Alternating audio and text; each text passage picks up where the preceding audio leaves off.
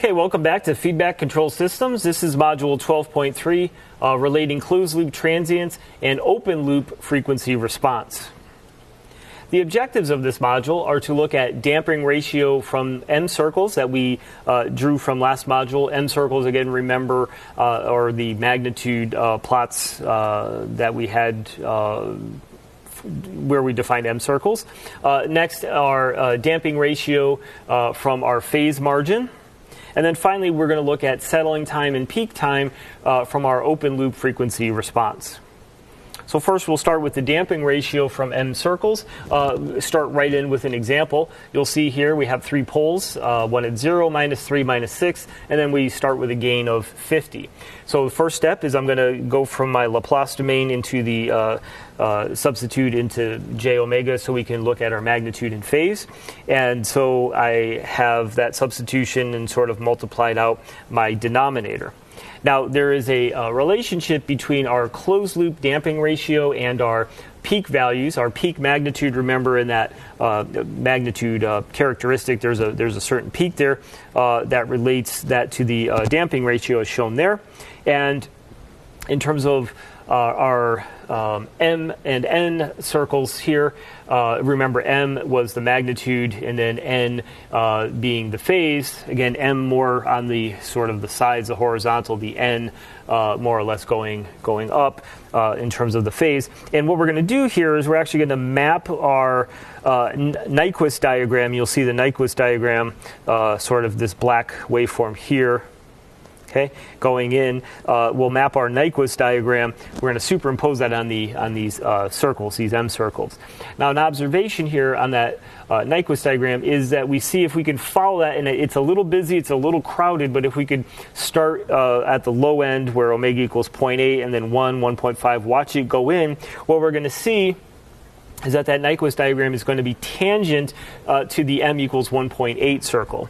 Okay, so we'd have to find the m equals 1.8 circle here in blue, and then kind of follow it, trace it around, and what you'll see is that they're tangent. They're as that 1.8 circle comes in, the Nyquist diagram comes and goes tangent with it right there.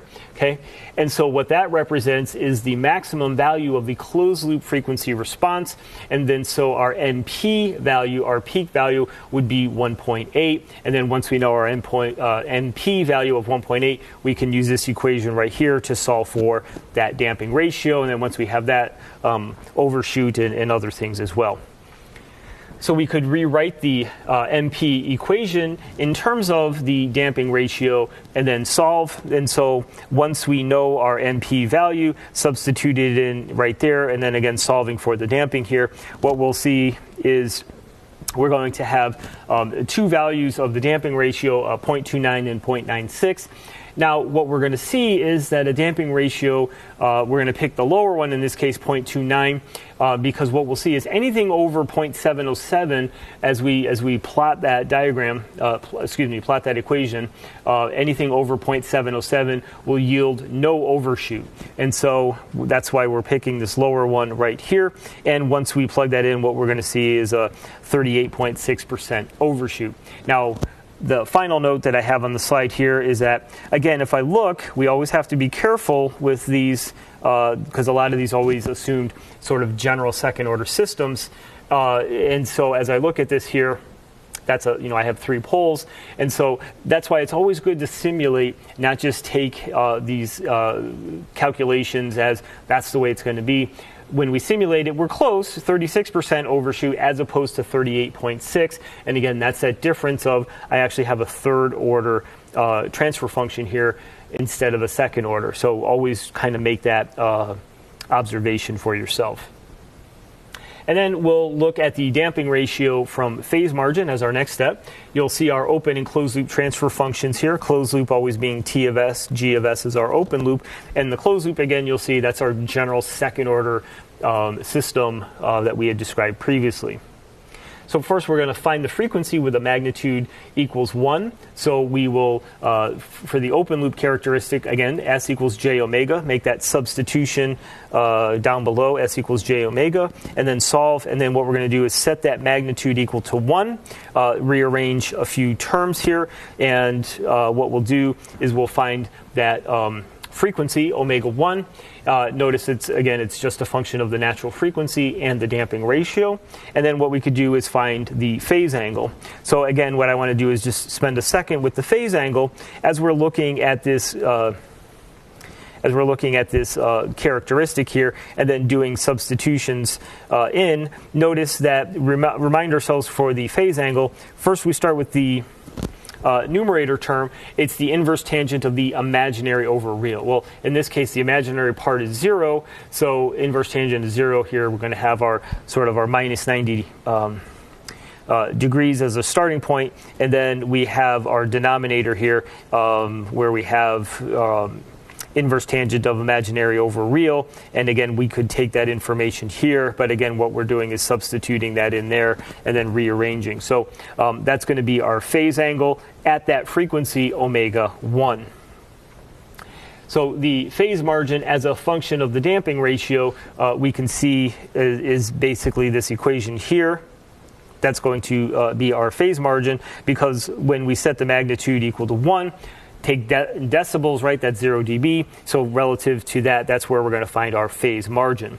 And so we could write it here, or we have the simplification as shown right there.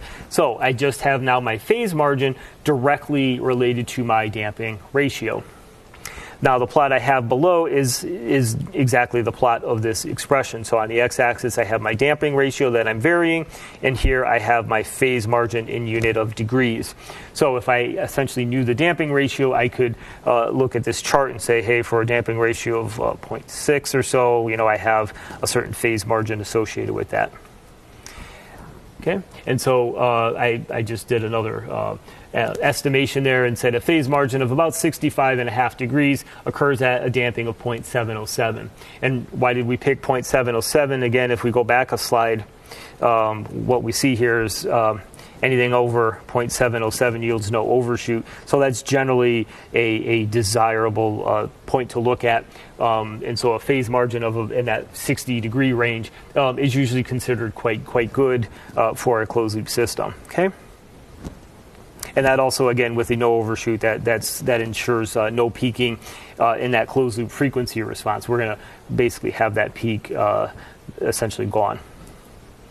So now, finally, we're going to look at our settling time and our peak time from the open-loop frequency response. So here's our system, our open-loop transfer function right there. And what we could do is come up with our magnitude and phase plots as shown below. Now, again, we have our first pole at 0 here. So in terms of frequency, that's like way off the chart. So what happens with that is we basically just start a trend line coming down. And then at s equals 3 here, kind of hard to see, but if you kind of look at the slope here, that slope will start to come down again at 3, and then again at 6, that slope comes down even more. So each of these slopes is a little bit different based on the poles. And then similarly with the phase, remember with the phase you always start, so for a pole of 3 here, you're actually starting 1/10, so you're starting at 0.3 back here with the 45 degrees added to now the integrator 0 pole, so that's where it really starts minus 45. So again, we'd have to look at this in a little bit more detail to figure out where all the phases. But I have confidence you can come up with those Bode plots. Now, notice this new plot here on the right, and what I want to do is spend just a minute with this. So what we can see is if you have an open loop magnitude in dB that looks like this, and an open loop phase in this range, and you have a closed loop magnitude here, -3, let's read this little note and interpret what's going on in this chart. So the closed loop bandwidth, and that's the closed loop bandwidth we'd seen in previous slides, is going to equal to the frequency when the open loop magnitude response is somewhere between -6 and -7.5 dB. Okay? So here's the open loop magnitude, and here's -6 to -7.5 dB, somewhere in that range. Okay? So somewhere in that range. Okay? So the open loop magnitude response is between -6 and -7.5 dB. If the open loop phase response is between -135, here's -135, and -225. Okay, so somewhere in there. So what was observed from studying these systems is by looking at that open loop characteristic, if your open loop magnitude response is between -6 and -7 and a half dB, and the phase is in that range, that you will get a closed loop magnitude in that -3 dB point, and so you can use that to estimate that closed loop bandwidth. We'll show you an example to kind of make that ring out a little bit. So given this system right here, this is again our open loop characteristics. So if we look at the bandwidth here, saying it's 3.7 degrees here, why are we picking that? Well, that's, again, if we look here, where does that intersect? That's somewhere in that -6 to -7.5 dB point. And then if I go down right here, if I look at that phase going over here, right, that phase falls in this range here. So if I look at that, we could kind of do our quick estimate and say, so our closed loop bandwidth is somewhere in that range. Okay? And then from there, looking at our phase margin, our phase margin is essentially where the magnitude plot crosses 0 dB, and then I bring it down here and see where is that relative to -180. So right there is our phase margin at 2.2 radians per second. Phase margin is about 35 degrees for that system. Okay, and if the phase margin is about 35 degrees, using the plot from the previous page, here's our phase margin. So if we know that, we could find our damping ratio from this chart, and that's going to be at about 0.32. And then finally, we can relate that closed loop bandwidth based on a previous module where we could relate that to our peak time and our settling time. So we know our bandwidth, we know our damping ratio. We can now use that to find our peak and settling time. Okay, and you can see those right there in our system. But what I would also do is say, hey, let's do essentially a step response in our system. Let's look at the output and then kind of see if these peak and settling times match what we had predicted here. But this is, again, something where you could kind of do that estimate of that closed loop bandwidth, and it works reasonably well. Okay, so that will actually conclude this module. If you have any questions on this material, please don't hesitate to reach out. Thank you.